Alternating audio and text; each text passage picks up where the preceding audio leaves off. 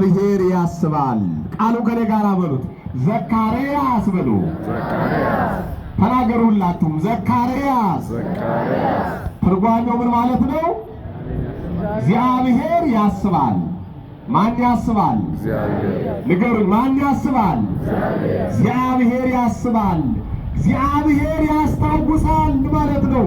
ሁላችንንም እግዚአብሔር በቸርነቱ እንዲያስበን በምሕረቱ እንዲያስታውሰን መልካም ፈቃዱ ይሆንልን። የእግዚአብሔር ልጆች እግዚአብሔር ያስባል ይላል ቃሉ።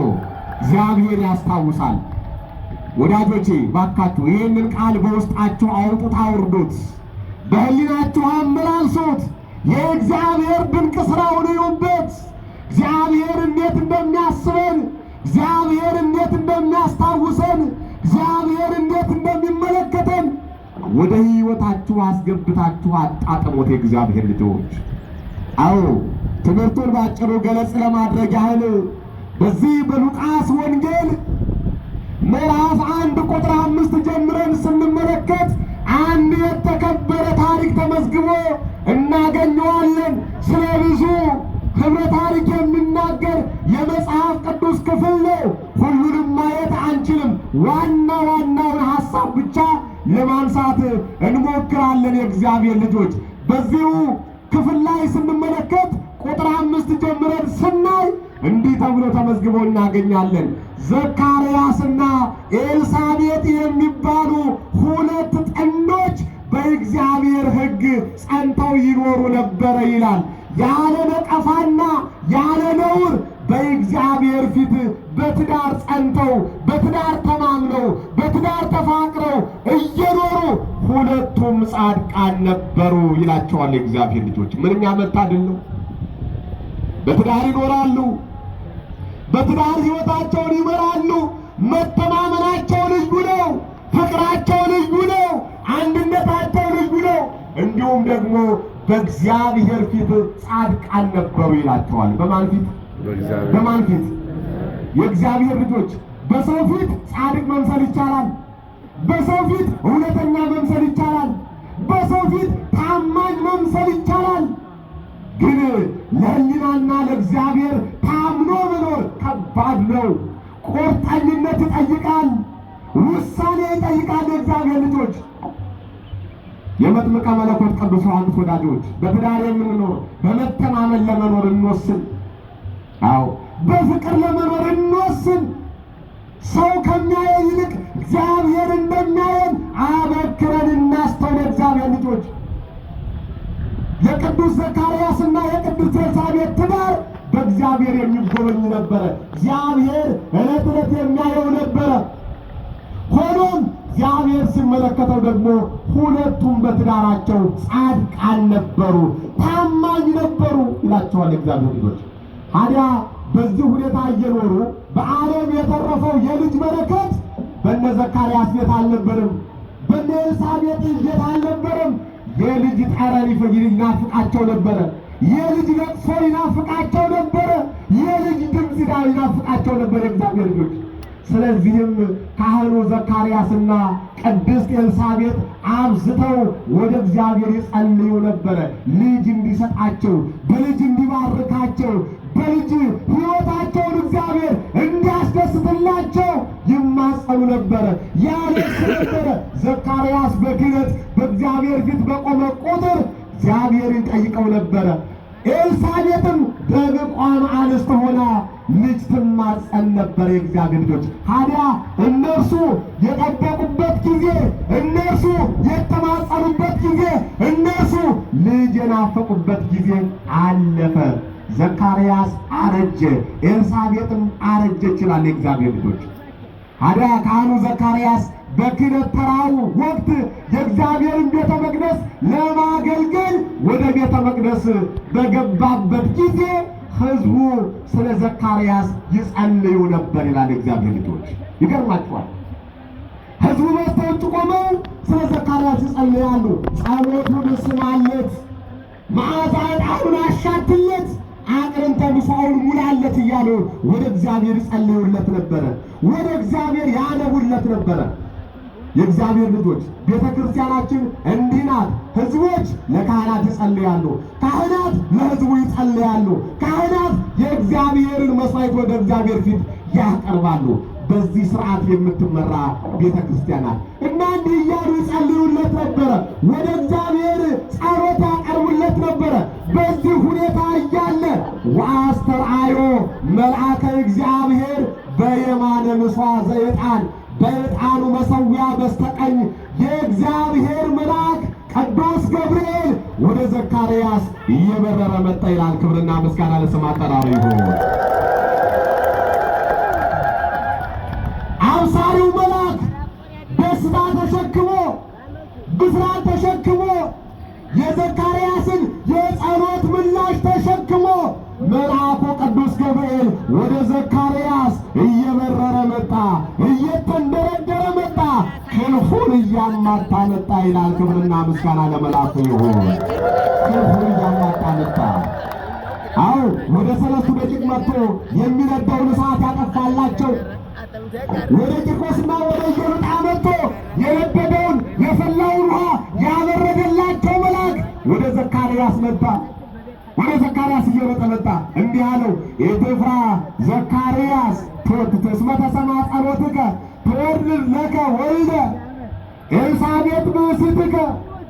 አዎ ዘካርያስ ሆይ አትፍራ፣ ጸሎት ተሰምቶልሃል አለ። እግዚአብሔር ልጆች ጸሎት ተሰምቶልሃል።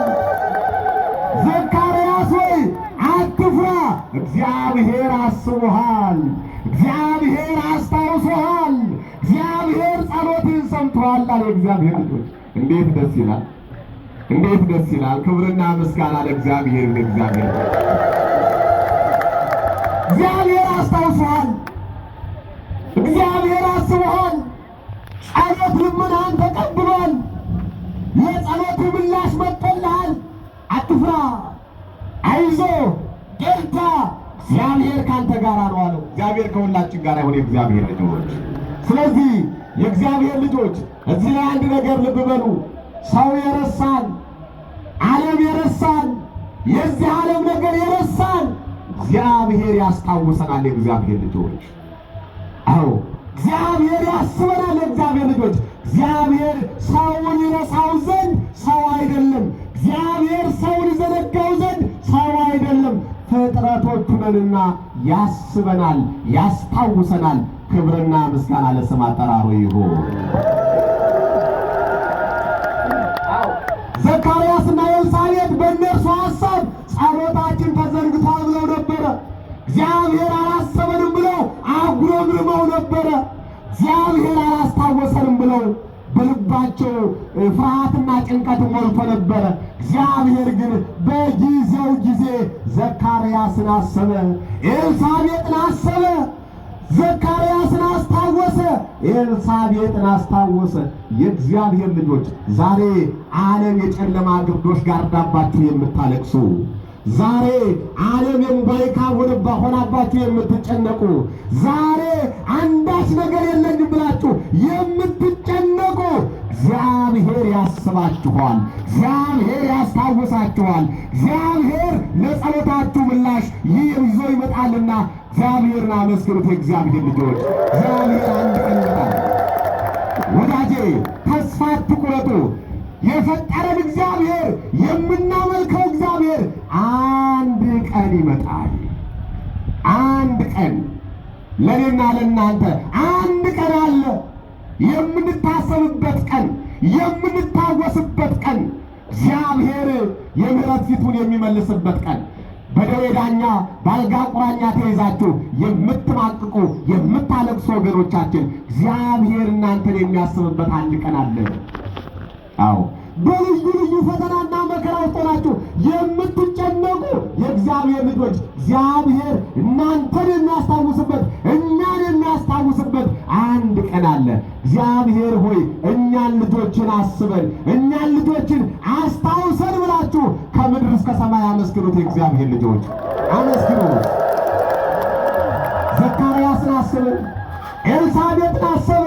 ዘካርያስ ሚስት ኤልሳቤጥ ወንድ ልጅ ትወልድልሃለች ወትሰምዮ ስሞ ዮሐንስ ወይከውነከ ትፍሥሕተ ወሐሴተ።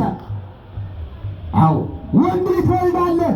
የምትወልደውም ልጅ ተራ ልጅ አይደለም፣ ተራ ሰው አይደለም፣ ዮሐንስ ይባላል። እርሱም ፍጹም ተድላና ደስታ ይሆንልሃል ብሎ የብስራቱን ዜና ለቅዱስ ዘካርያስ ቅዱስ ገብርኤል ነገረ የእግዚአብሔር ልጆች። አዎ ዮሐንስ ይወለዳል፣ ዮሐንስ ይመጣል አለው። ዮሐንስ ማለት ደግሞ ደስታ ነው አለው። ዮሐንስ ማለት ደግሞ ሰላም ነው። ዮሐንስ ማለት ደግሞ ፍቅር ነው አለ እግዚአብሔር ልጆች። እውነት ነው። መጥምቀ መለኮት ቅዱስ ዮሐንስ ደስታችን ነው። ክብርና ምስጋና ለስሙ ይሁን። ደስታችን ነው፣ ሰላማችን ነው፣ መጽናኛችን ነው፣ አባታችን ነው፣ አጥማቂያችን ነው። እውነት ሐሰት በሞቴ የምትወዱት አመስግኑት እግዚአብሔር። እርሱ የፍቅር ሐዋርያ ነው። እርሱ የሰላም ሐዋርያ ነው። የሚገርም እኮ ነው። የክርስቶስ መንገድ ጠራጊ፣ የክርስቶስ ወንጌል አስተካካይ፣ ለሁሉ ደስታ የሆነ፣ ለሁሉ ሰላም የሆነ፣ ለሁሉ ፍቅር የሆነ ዮሐንስ ይወለዳል አለው። ዮሐንስ ይገለጣል፣ ዮሐንስ ይመጣል፣ አንተም ተድላና ደስታ ይሆንልሃል አለው። አንተ ብቻ አይደለም ወብዙኃን ይትፌስሑ በልደቱ፣ በመወለዱም ብዙዎች ደስ ይላቸዋል አለ። ደስ ይበላቸው የእግዚአብሔር ልጆች፣ ብዙዎች ደስ ይላቸዋል። ስንቶች ደስ ይላቸዋል? ብዙዎች። ስንቶች ደስ ይላቸዋል? እናንተ ደስተኞች ናችሁ? ደስተኞች ናችሁ? ደስ ያላችሁ አመስግኑት እግዚአብሔር ልጆች።